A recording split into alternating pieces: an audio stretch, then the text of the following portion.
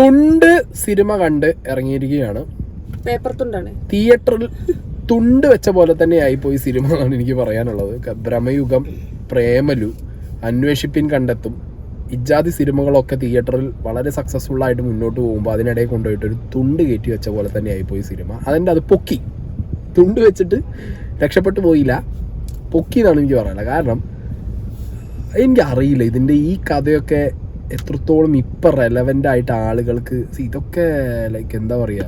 ഇനി ഇതില് കഥ എന്ന് പറയാന് എനിക്ക് എവിടേക്കോ എന്തൊക്കെയോ നടക്കുക, എന്തൊക്കെയോ ആലോചിച്ച് എന്തൊക്കെയോ സംഭവം നടക്കാണ്. പോലീസുകാരന്റെ ലൈഫില് ആ ലൈഫിൽ നടക്കുന്ന സംഭവങ്ങൾ, അതൊരു മകന്റെയും അച്ഛന്റെയും കഥ പറഞ്ഞ് തുണ്ട് പേപ്പർ കോപ്പി അടിക്കുന്നത് മുതൽ അങ്ങോട്ട് തുടങ്ങുന്ന കഥയാണ് ഇത്. കഥ തിരിഞ്ഞു വന്ന് നിൽക്കുന്നതും ഇതേ പറഞ്ഞ കോപ്പി അടി തന്നെയാണ്. പക്ഷെ അതിനിടയിൽ നടന്ന സംഭവങ്ങളൊക്കെ അങ്ങോട്ടും ഇങ്ങോട്ടും ഒരു തരത്തിലും ഗ്രാവിറ്റി ഇല്ലാതെ പോയി. ഞാൻ ചില പാസ്റ്റ് സീനും പ്രസന്റ് സീനും കാണിക്കുന്ന സമയത്ത് സ്നേഹനെ കൺഫ്യൂഷൻ അടിച്ച് എന്നോട് ചോദിച്ചു, ഇതിപ്പോ പാസ്റ്റ് ആണോ പ്രസന്റ് ആണോ? ഇപ്പോഴത്തെ സംഭവമാണോ അതന്നെ 6 മാസം മുന്നത്തെ സംഭവമാണ്? എന്താണെന്ന് എനിക്ക് കറക്റ്റ് മനസ്സിലാവുണ്ടായിരുന്നില്ല. ബിജു മേനോൻ ഉണ്ട്, ഷൈൻ ടോം ചാക്കോ ഉണ്ട്, റിയ ഷെരീഫാണ് ഡയറക്ട് ചെയ്തത്. ഞാൻ ബിജു മേനോൻ സിനിമ എന്ന് പറയുമ്പോൾ നമ്മൾ പ്രതീക്ഷിക്കുന്നത് നല്ല കോമഡി, നല്ല അടിപൊളിയായിരുന്നു. നമ്മുടെ ബിജു മേനോൻ സിനിമ എന്ന് പറഞ്ഞ വെള്ളി മൂവിയാണ്.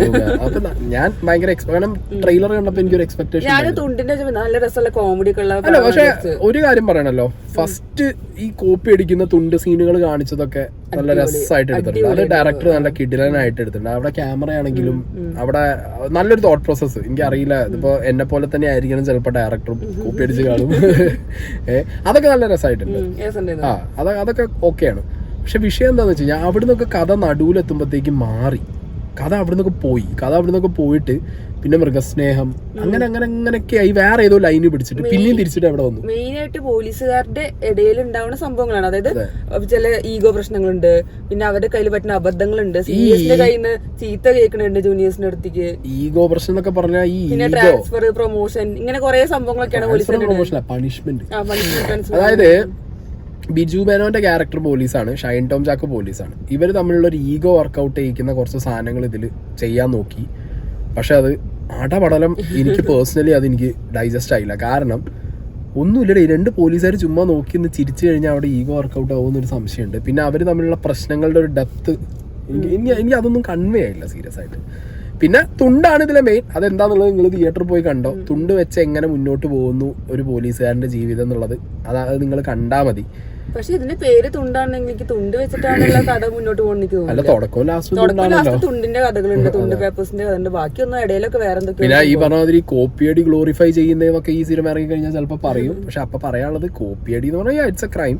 ബട്ട് സ്റ്റിൽ അത് ചെയ്യാത്ത ആരുമില്ല. ഇപ്പൊ സ്കൂളിലും കോളേജിലും പഠിക്കുന്നത് നമ്മളൊക്കെ അത്യാവശ്യം കോപ്പിയടി ഞാനൊക്കെ അടിച്ചിട്ടുണ്ട്. ഞാൻ സ്നേഹനല്ലേ നോക്കിയതുണ്ട്. ഞങ്ങളല്ല അല്ല പിന്നെ ക്രൈം അല്ലേ, അല്ല പണിഷ്മെന്റ് കിട്ടുന്നത്. ശരി. പിന്നെ ഇതിലെന്ന് പറഞ്ഞു കഴിഞ്ഞാൽ ഒരു കാര്യം ഇതില് വേറൊരു കാര്യം പറയാനുള്ളതെന്ന് പറഞ്ഞാൽ പോലീസുകാരുടെ കഥയാവുമ്പോ ഇതിനകത്ത് കുറെയൊക്കെ പോലീസുകാരെ പറ്റി ഇല്ലാതാക്കുന്ന രീതിയിലുള്ള സാധനങ്ങളൊക്കെ ഉണ്ട്. അതായത് സ്റ്റേഷന്റെ അകത്ത് നിന്ന് സിഗരറ്റ് വലിക്കുന്നത്, അത് എനിക്ക് ഇഷ്ടപ്പെടാത്ത സീനിയേഴ്സ് ജൂനിയേഴ്സിനെ പറയാനൊന്നും പറ്റില്ല, നടക്കണ്ട. അതൊക്കെ പിന്നെ അവരെന്നെ പിന്നെ രാത്രി ഒരുമിച്ച് കൂടും ചെയ്യും, വെള്ളടിക്കാനൊക്കെ ആയിട്ട് ഒരുമിച്ച് കൂടും. മേ ബി പോലീസുകാരുടെ ഇടയിൽ. പക്ഷെ സ്റ്റിൽ ഞാൻ പറയുന്നത് എനിക്ക് ആ ഒരു സിഗരറ്റ് വലി പോലീസ് സ്റ്റേഷന്റെ അകത്തുനിന്നിട്ട് എനിക്ക് അത് മാത്രമേ ഒരു ഇതായിട്ട് തോന്നിയിട്ടുള്ളൂ. അല്ലാത്ത പക്ഷം ഇപ്പൊ ഈ പറഞ്ഞ പോലെ മൃഗസ്നേഹവും പട്ടിയുടെ ഒരു ഇതൊക്കെ കാണിക്കുന്നുണ്ട്, ഡോഗ്സിന്റെ.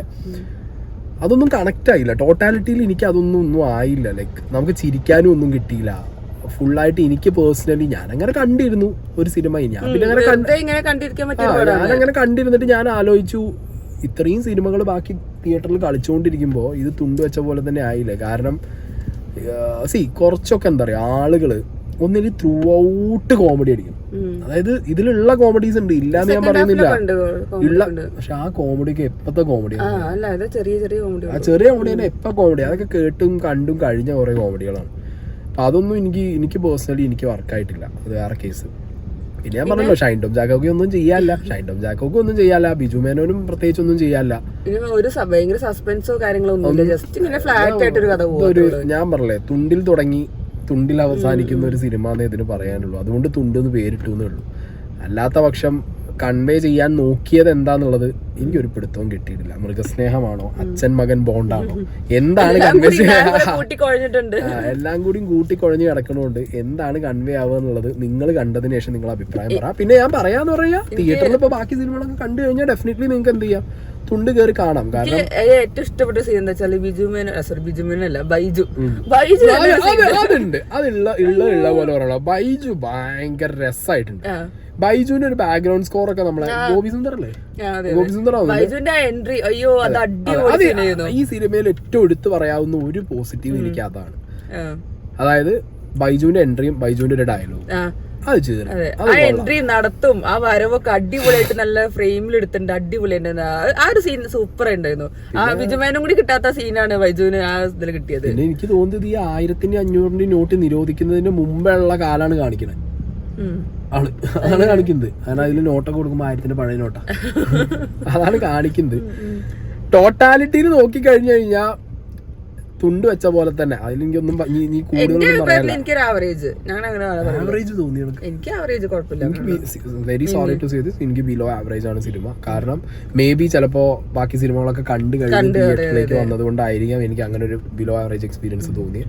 ബട്ട് സ്റ്റിൽ ഞാൻ നിങ്ങളോട് പറയുന്നു, തിയേറ്ററിൽ കയറുക. കാരണം നമുക്ക് എന്റർടൈൻമെന്റ് ആണ്, കയറുന്നു, കാണുന്നു, പോരുന്നു, അത്രേ ഉള്ളൂ. എനിക്ക് ഏറ്റവും രസം തരിയോ, ഓരോരുത്തരും ഒറ്റയ്ക്കാണ് സിനിമ എനിക്ക് വരുന്നത്. അതെ, അതാ എനിക്ക് ഭയങ്കര സന്തോഷം തോന്നിയിരിക്കും. ഇപ്പൊ ഈ സിനിമയ്ക്കാണെങ്കിലും കുറെ പേര് ഒറ്റയ്ക്ക്. വേറെ കേസ് ഉണ്ട്, ചിലരൊക്കെ ഇതിലെ കുറച്ച് കോമഡി ഒക്കെ ഉണ്ട്. ഒരു പട്ടീനെ വെച്ചിട്ടുള്ള ഒരു പരിപാടിയൊക്കെ ഉണ്ട്. ആ പരിപാടിക്കൊക്കെ അട്ടഹസിച്ച് 2 ആൾക്കാർ ചിരിക്കുന്നുണ്ടായിരുന്നു. ഞാനത് കണ്ടപ്പോ വിചാരിച്ചു ചിരിക്കാൻ മാത്രം. ചിലർക്ക് അങ്ങനത്തെ കോമഡികൾ വർക്കൗട്ട് ആവുമായിരിക്കും. എന്നെ സംബന്ധിച്ചിടത്തോളം എനിക്ക് അത് വർക്കൗട്ട് ആയിട്ടില്ല.